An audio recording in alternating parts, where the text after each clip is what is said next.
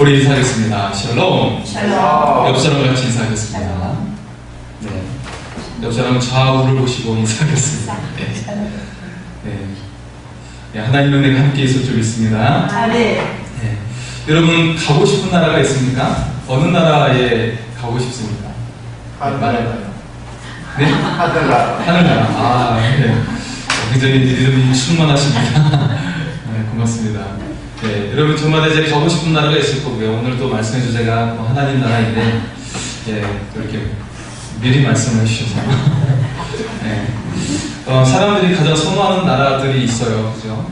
나라들이 있는데, 그 중에, 이제 유럽에 있는 스위스랄지, 네, 그런 캐나다랄지, 얼마 전에 또 우리나라 드라마도 관련돼가지고 또 캐나다를 또 선호하는 사람도 있고, 그런 것을 볼 수가 있죠. 많은 사람들이 유럽에 대해서 한 번 정도 생각을 하게 되는데요. 어떤 평화운동가 여성이, 젊은 여성이 이 평화운동을 계속 알리고 실천하기 위해서 유럽을 여행을 하게 되었어요. 그녀는 세계 모든 민족이 선하다라는 그것을 알리고, 그리고 평화를 강조하기 위해서 동유럽과 그리고 이슬람 지역까지 여행을 하기로 결심을 한 거예요. 그렇게 해서 영국이 자신의 이제 고향인데, 영국에서 출발을 해서 동유럽을 지나고, 동유럽을 아주 좋은 아름다운 추억을 남기면서 즐겁게 여행을 마무리를 했어. 이제 동유럽을 마무리하고 이제 이슬람을 시작하는데, 터키를 첫 번째로 가기로 했어요. 그래서 지금까지 이 동유럽에서 자신감을 얻었기 때문에 자신있게 이제 이슬람 지역의 이 터키를 여행을 시작했는데, 그 첫날 저녁에 이 이슬람의 청년들에 의해서 이 여인이 성폭행을 당하고 죽임을 당하고 말았어요. 아주 안타까운 일이죠. 이 세상에 많은 민족들, 여러 민족들이 선하고 그들에게 선한 가치가 있다는 것을 알리고, 그리고 평화를 알리고자 했던 것을 추구했던 여인인데, 그렇게 그 이슬람 지역에 하루 만에 그렇게 일을 당하고 말았어요. 예. 여러분, 이슬람에 대해서 우리가 한 개인으로 만나면 사람이 참 착해요. 순수하고 그래요. 그런데 개인으로서는 착하고 순수할지 모르지만 이슬람 전체가 결코 평화를 추구하지 않는다는 것을 우리는 알아야 되죠. 여러분의 국적은 어디죠? 여러분 어느 나라 사람이죠? 당연히 한국 사람이죠. 여러분 주민등록증에 보면 대한민국이라고 써져 있을 거예요. 네, 한국 사람인데, 여러분 한국에 태어난 것을 어떻게 좋아하십니까? 자부심을 느끼십니까? 아마 좀 많은 이렇게 매체를 통해 보면 요즘에 많은 사람들이 또 한국에 태어난 것을 좋게 여기는 것들이 회복되어지는 그런 모습들을 접하게 됩니다. 네, 접하게 되는데요. 어쨌든 우리가 우리나라에 태어나고 있다는 것, 이 한국에 태어났다는 것을 우리가 자부심을 느끼는 것만큼 좋은 것이 없는데요. 이처럼 우리가 어느 곳에 태어났는가, 내가 어느 나라에 속해 있는가, 그것이 굉장히 인생을 좌우하는 것을 볼 수가 있어요. 내가 만약에 아프리카에 정말 먹을 것이 없는 땅에 태어났다면 어떻게 됐을까? 만약에 내가 이슬람 땅에 태어났으면 어떻게 됐을까? 특히 이슬람의 여성은 인권이 보장이 되지가 않아요. 하나의 소유물에 불과하고, 결혼도 마음대로 할 수 없어요. 그냥 집에서 정해준 대로 가야지 연애를 하면 안 돼요. 만약에 연애를 하다 걸리면 그 집안에서 명예로운 죽음을 맞이하라고 하면 그럴 수밖에 없는 상황이 바로 이슬람의 상황이죠. 명예로운 죽음은 바로 자살을 얘기하는 거잖아요. 이처럼 우리가 어느 곳에 태어났는가, 어느 나라의 사람인가라고 하는 것은 우리의 인생을 좌우하는 거예요. 우리의 삶과 그리고 우리의 미래를 좌우하는 것이죠. 그렇기 때문에 굉장히 중요함을 알 수가 있어요. 저는 이 나라에 태어난 것을 감사합니다. 하나님께. 바울은 오늘 말씀에 보면 우리에게 강조하고 있는 말씀, 우리에게 드러내면서 말씀하고 있는 것이 있어요. 바로 우리의 시민권이 어디에 있다? 우리의 시민권이 바로 하늘에 있다라고 이야기하고 있어요. 여러분, 우리는 하나님 나라에 속한 사람이고, 그리고 우리의 시민권이 하늘에 있음을 믿습니다. 예, 여러분은 모두 다 하늘 백성입니다. 우리 옆 사람에게 당신은 하늘 백성입니다. 고백하겠습니다. 당신은 하늘 백성, 우리 장모님은 하늘 백성입니다. 네, 하늘 백성. 네. 네, 우리 하늘 백성을 만나니까 이거 어떻습니까? 행복하시지 않습니까? 네, 행복합니다. 그죠? 네. 오늘 이 하늘 백성, 우리의 시민권이 하늘에 있다라고 바울은 말하면서 오늘 먼저 17절의 말씀에 어떻게 시작을 하고 있냐면, 바울은 너희는 나를 본받는 자 되라고 그렇게 시작을 하고 있어요. 바울의 삶을 우리가 한번 돌아보면 그가 무엇을 본받으라고 하는지를 알 수가 있죠. 바울의 삶은 어떤 삶이었어요? 바울의 삶의 내용 무엇이었습니까? 바울의 삶의 내용을 보면 예수님을 사랑했던 삶이었고, 또 어떤 삶이죠? 우리가 바울의 삶을 생각해 보면 예수님을 증거하는, 복음을 증거하는 삶을 살았어요. 바울이 바로 복음으로 그의 삶이 채워져 있었고, 예수 그리스도로 그의 삶이 채워져 있었어요. 예.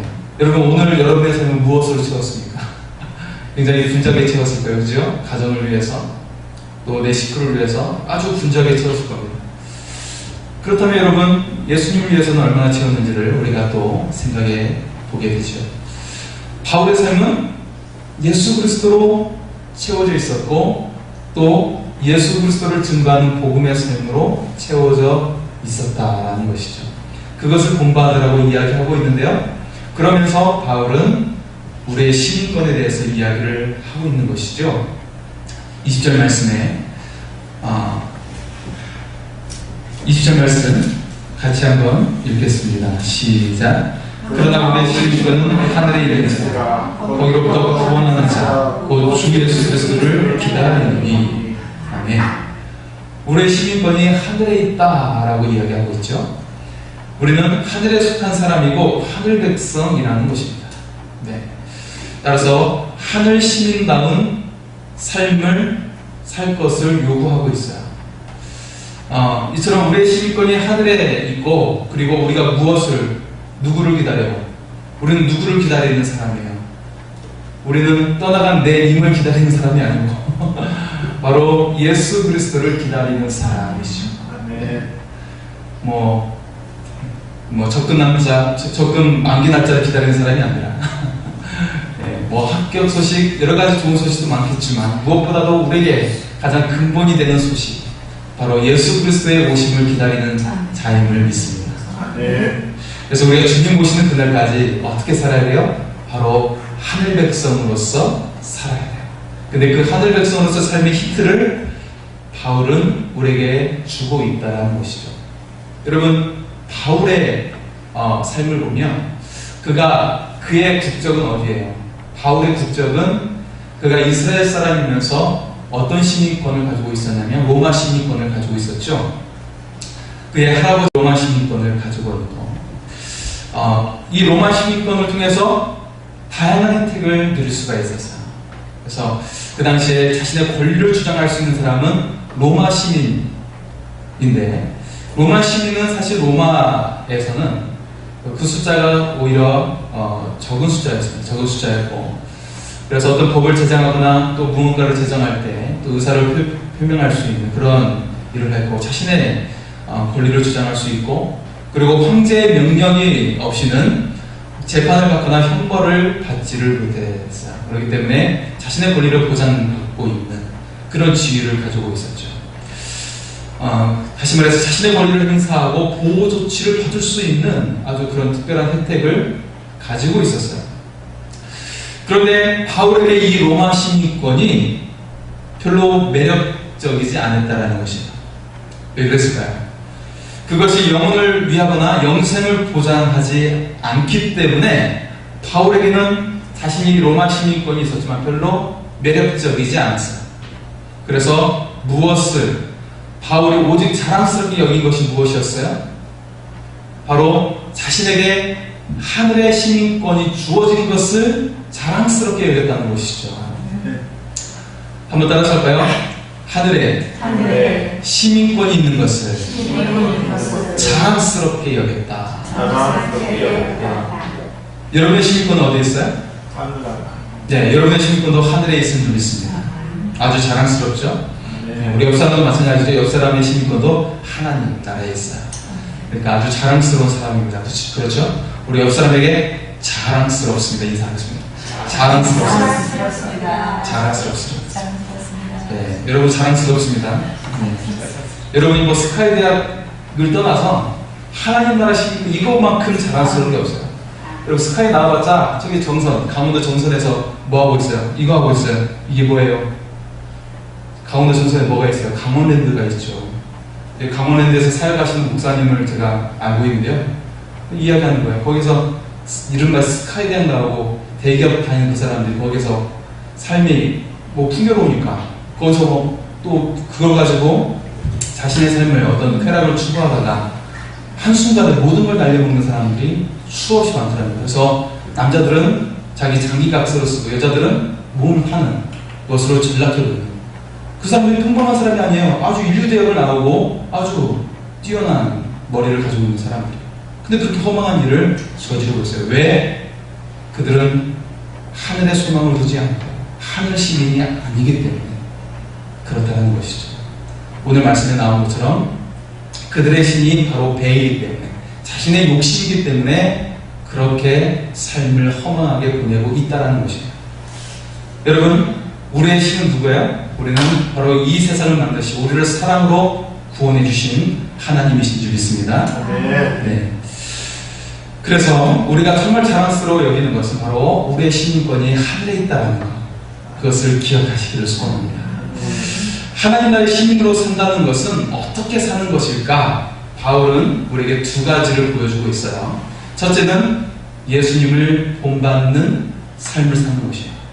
사실 바울은 오늘 말씀 속에 나를 본받는 자 되라고 이야기하고 있는데, 그런데 이 바울의 삶이 아까 말했던 것처럼 무엇으로 채워졌다고요? 예수 그리스도로 채워져 있고 예수 그리스도를 증거하는 복음의 삶으로 채워졌다고 했어요. 다시 말해서 바울의 삶은 예수 그리스도의 삶으로 채워졌다는 것이죠.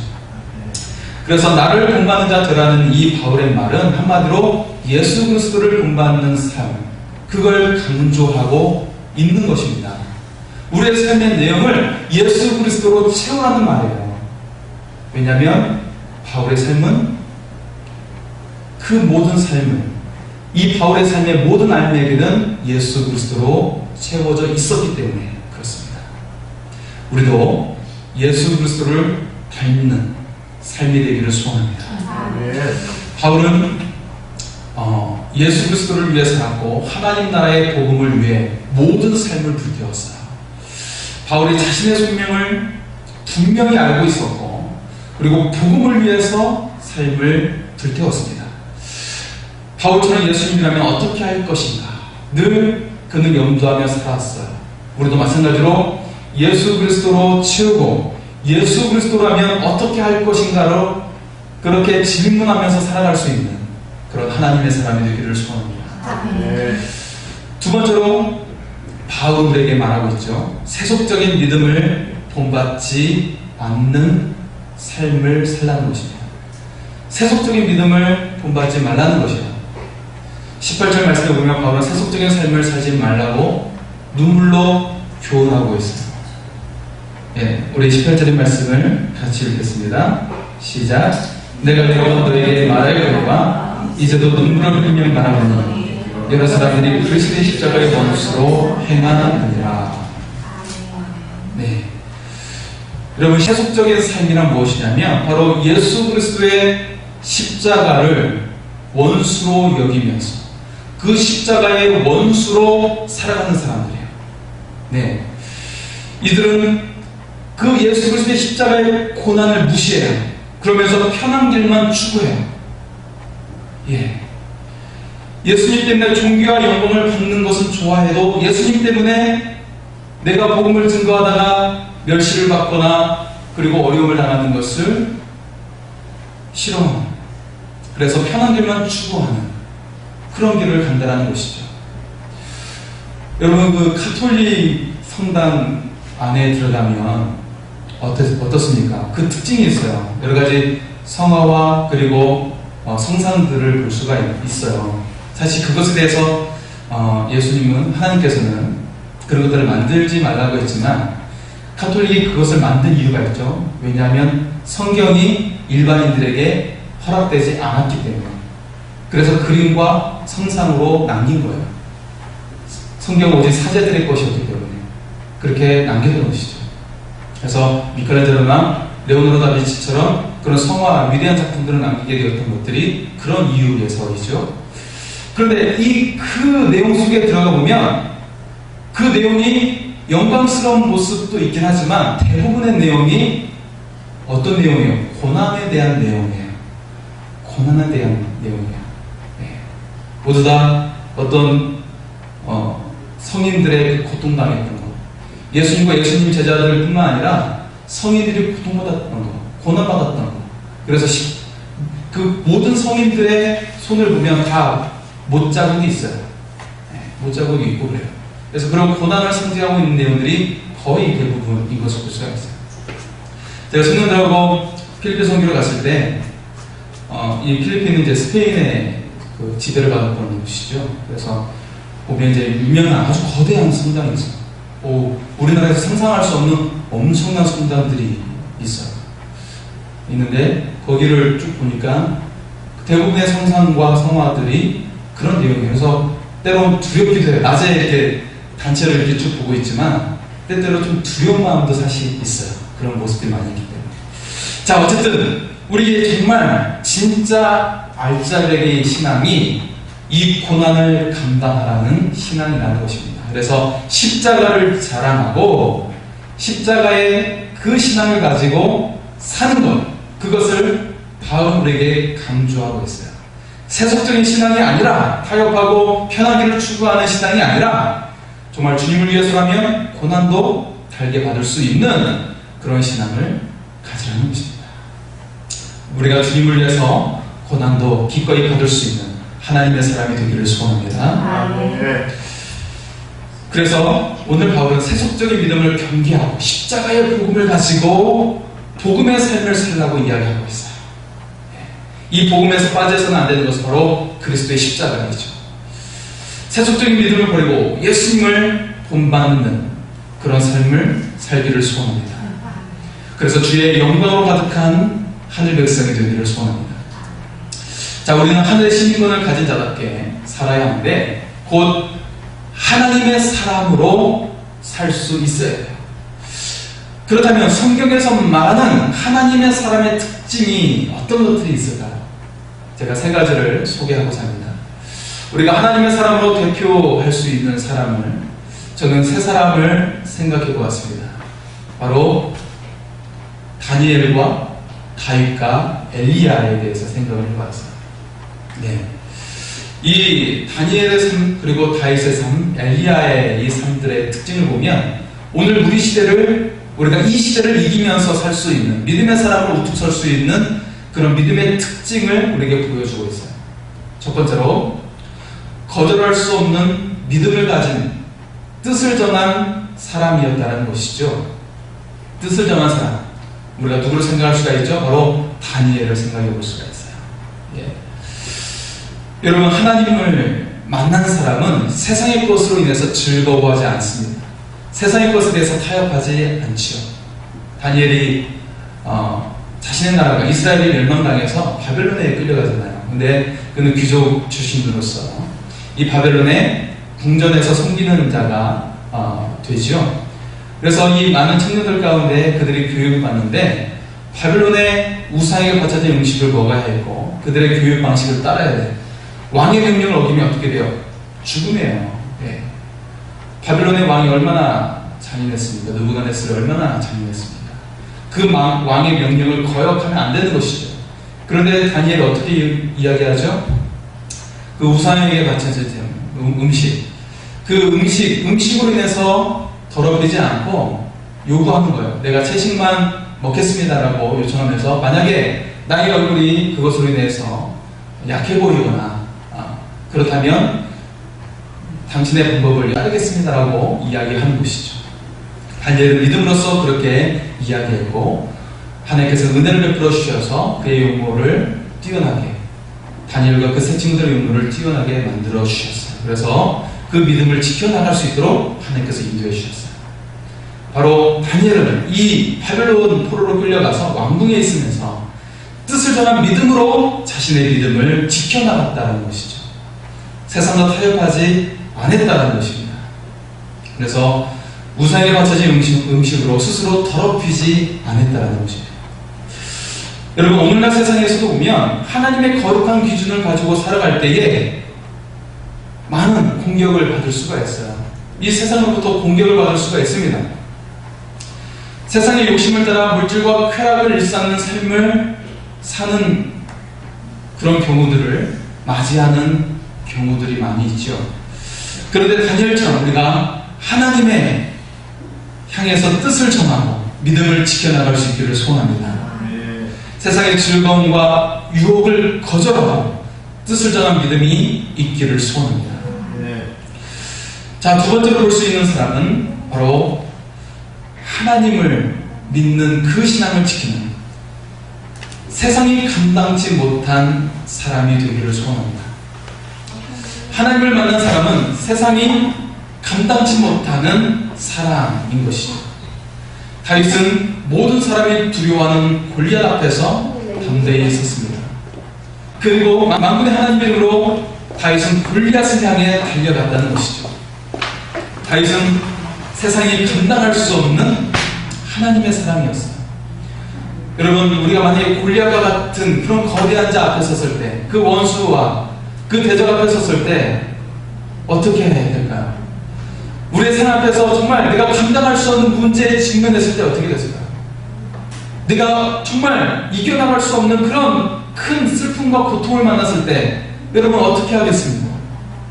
우리는 때때로 그 문제로 인하여서 짓눌려가지고 통곡하기도 하고 처절하게 울기도 하고 그리고 정말 하나님 앞에 도저히 나아갈 수 없을 것입니다. 하지만 다윗은 그 앞에 정말 인간적인 생각으로 감당할 수 없는 대상이 앞에 섰을 때 그것에 대해서 두려워하지 않고 어떻게 나갔습니까? 바로 만군의 하나님의 이름으로 담대히 나가서 싸워 무찔렀음을 기억하시기 바랍니다. 아멘.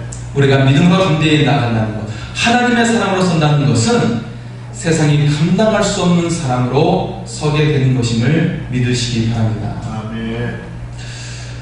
여러분, 다윗이 골리앗을 향해 하나님의 이름을 가지고 담대히 나아갔던 것처럼 여러분도 세상을 향해서 하나님의 이름을 가지고 담대히 나아갈 수 있기를 소원합니다. 아멘. 우리 옆 사람에게 하나님의 이름으로 담대히 나아갑시다 고백하겠습니다. 하나님의 이름으로 담대히 나아갑시다. 예. 자, 마지막으로 우리가 또 한 사람을 생각할 수가 있어요. 무너진 재단을 다시 쌓았던 사람이죠. 바로 하나님의 재단을 다시 쌓아올린 부흥의 사람, 바로 엘리야를 생각해 볼 수가 있어요. 엘리야는 북이스라엘의 선지자로 활동을 하고 있었어요. 북이스라엘은 이스라엘이 분리된 이후에 북이스라엘은 하나님을 섬기지 않는 그런 땅이 되었어요. 남유다는 다윗의 왕조를 이어서 하나님을 섬기는 왕들이 들어 있었지만, 그리고 선지자들로 활동할 수 있었지만, 북이스라엘은 하나님을 섬기지 않고 우상을 섬김으로 말미암아 아주 척박한 그런 땅이 되고 말았죠. 근데 그 시대의 가장 악한 왕이 바로 아합이라는 왕이고, 그 왕비는 이세벨이라는 왕비예요. 그래서 모든 하나님의 선지자를 다 죽이고, 그리고 바알과 아세라 신을 섬겼던 그 아주 타락한 최고에 달했던 때가 아합 왕 시대인데, 그때 활동했던 선지자가 바로 엘리야 선지자죠. 하나님의 제단은 모두 다 무너지고 말았어요. 그런데 이 무너진 기초를 다시 세우고 하나님을 섬겼던 엘리야 선지자. 엘리야는 바알을 숭배하는 시대에 하나님을 신실하게 믿었던 사람이었어요. 하나님과 바알 사이에 머뭇거렸던 이스라엘 백성들을 향해서 그들에게 다시금 신앙을 세워주는 역할을 했던 사람이 바로 엘리야 선지자였죠. 그래서 갈멜산에서 바로 거짓 선지자들 850년과 대결해서 싸워 이겼던 사람이 바로 엘리야였던 것입니다. 폐역한 이스라엘 가운데 하나님의 그 불을 내리게 해서, 그래서 오직 하나님의 제자에만 그 불이 임해서 응답하여 하나님의 거룩한 역사가 일어났던 것이 바로 엘리야 때에 일어났던 하나님의 놀라운 역사였습니다. 여러분, 우리 주변을 둘러봐도 세상의 가치가 더 충만한 것을 볼 수가 있어요. 여러분, 우리 자녀 시대에 더 이상 하나님을 찾는 젊은 사람이 없다는 것을 많이 볼 수가 있어요. 아무리 큰 교회라 할지라도 어른들만 주로 있고 어르신들만 주로 있지 젊은 사람이 교회에 많이 떠나고 있다는 것을 볼 수가 있어요. 왜 그렇습니까? 이 시대에 정말 하나님 신앙을 심어주지 못하고 세상의 가치, 세상의 성공만을 강조함으로 말미암아 그들이 하나님을 떠나고 하나님의 생명에서 떠나고 말았다는 것이에요. 정말 우리의 자녀가 소중히 여기고 그래서 세상에서 정말 잘 되기를 바라는 그런 마음이 있었는데 그 마음이 오히려 잘못된 길로 가게 만들었다는 것입니다. 그래서 더 이상 젊은 사람들이 하나님을 찾지 않아요. 그리고 이 타락한 시대 가운데 젖어서 살고 있어요. 결혼도 하지 않아요.